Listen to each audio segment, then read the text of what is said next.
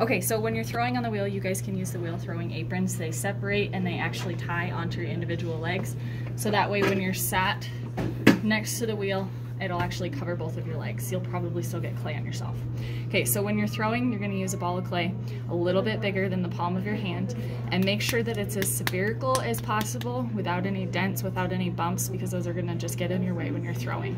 The little buckets with these tools here, so the needle tool, the triangular wooden tool, and the modeling tool, and a sponge, and then this bucket is specific for throwing on the wheel. I'll show you over by the sink. It's all put in a bucket together, and I want you guys to store them by the sink. I don't want these going with the other tools, okay? So when you're ready to start throwing, you're gonna make sure that the plate is cleared. You don't want it soaking wet, but I do dampen it just to make sure there's not dust all over it, and I just wipe it with my hand. This has to be as centered as possible, but you do have to put it down with some force. So what I do is I go 1, 2, 3, and I slam it down, okay? And then on the side of the wheel are your controls over here. So this is the on-off button, okay? And then this can change the direction of the wheel. Then we have our foot pedal down here, okay? Make sure that you don't slam down the foot pedal as you're working, but I have it on right now and I have a direction. So if I slowly press the wheel, it's gonna start. I'm right-handed, and I'm gonna show you guys 2 different ways to center this, but I put my left hand down. You don't have to do it this way, but if I have my left hand down, I want the wheel turning in a way that's gonna hit it.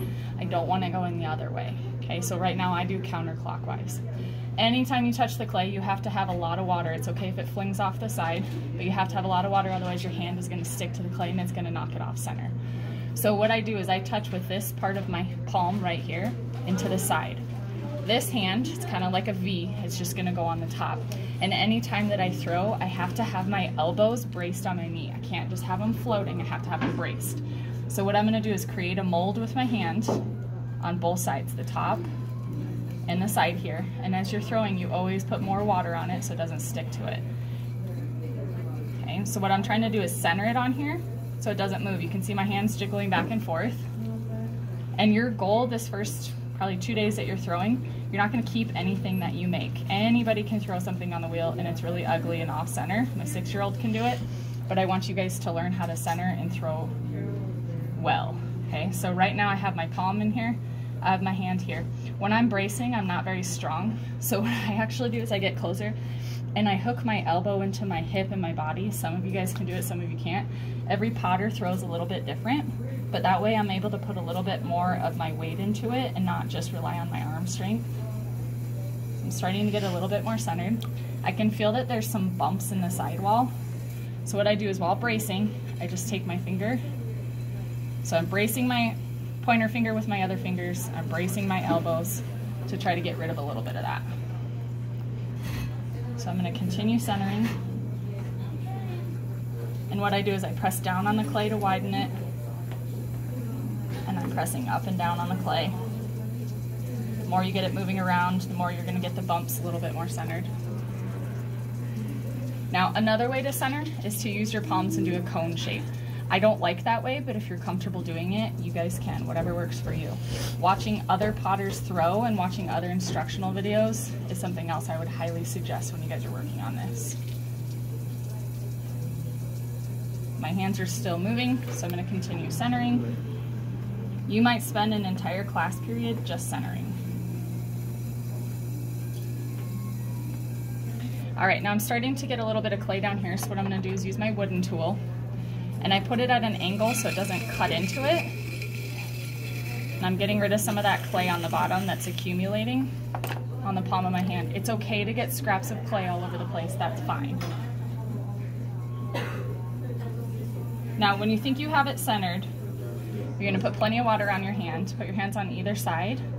Right now, mine's not perfectly centered, and I would probably spend another couple minutes centering it. But for the sake of this video, I'm gonna start it, and then that way you guys will be able to see when I cut this open, what it looks like when the walls are uneven.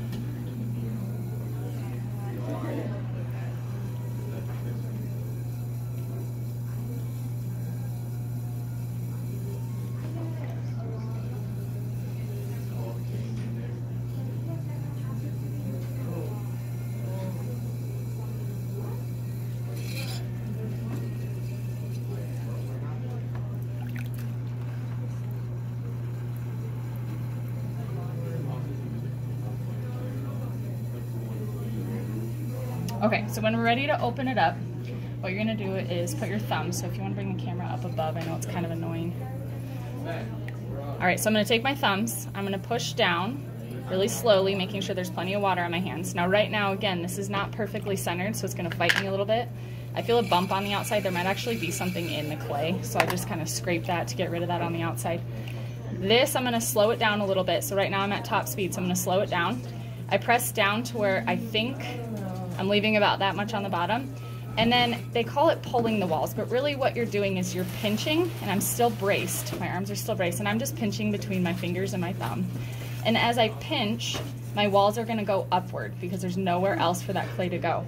If you feel like you're not able to keep enough water on it and your fingers start sticking to the wall, you can also take your sponge, dip it in water, and hold it in your hand as you're doing this. And as I squeeze that sponge, it's gonna release some of that water into the wall. So I'm just pulling up. The first thing that you do is pull a cylinder. No matter what you're making, you always pull a cylinder. So you're just going straight up and down with the walls. If you need to get some of that water out from the bottom, you just press the sponge down into the bottom, okay?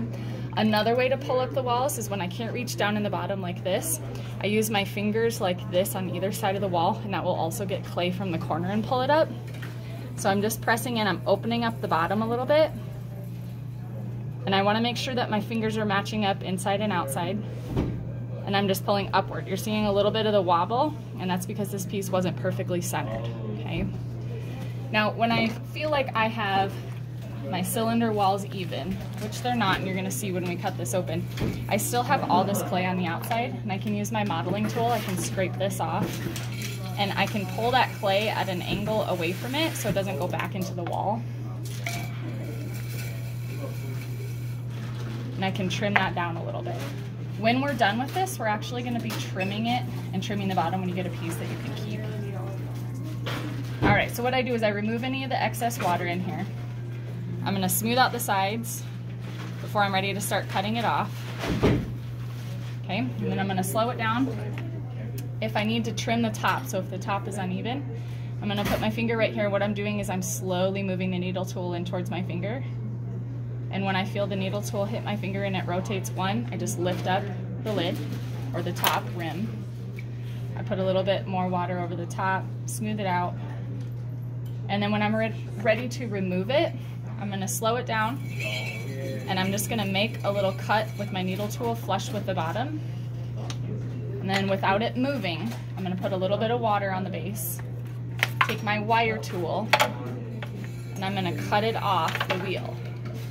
Okay, now if I were to pick this up with my hands and lift it, it's not going to keep its shape. So we use pot lifters. So Darren, you can just stay right here.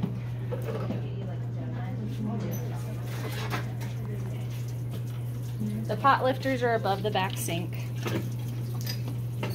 What I'm gonna do is add a little bit of water to these so the clay doesn't stick to it. Press it together, and then I would move this into a cabinet so it doesn't change the shape of it. Now the first thing that you guys throw, you're gonna take your wire cutter and you're just gonna slice it right in half. Okay, so don't get attached to anything that you're throwing.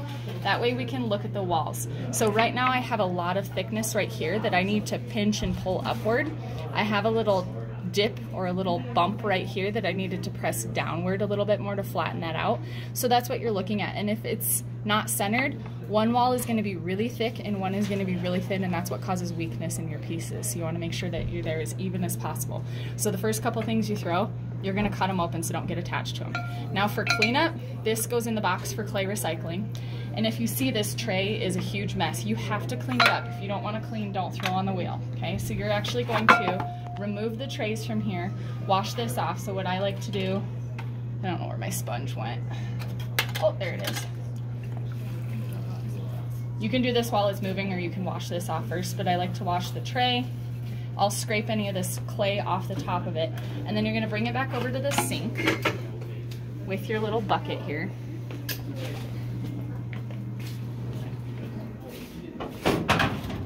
Now this cannot go down the sink, so this is a little bit different than what we've been doing. So this is a slurry bucket. So there's actually clay on the bottom of this, and we clean it out about once a week.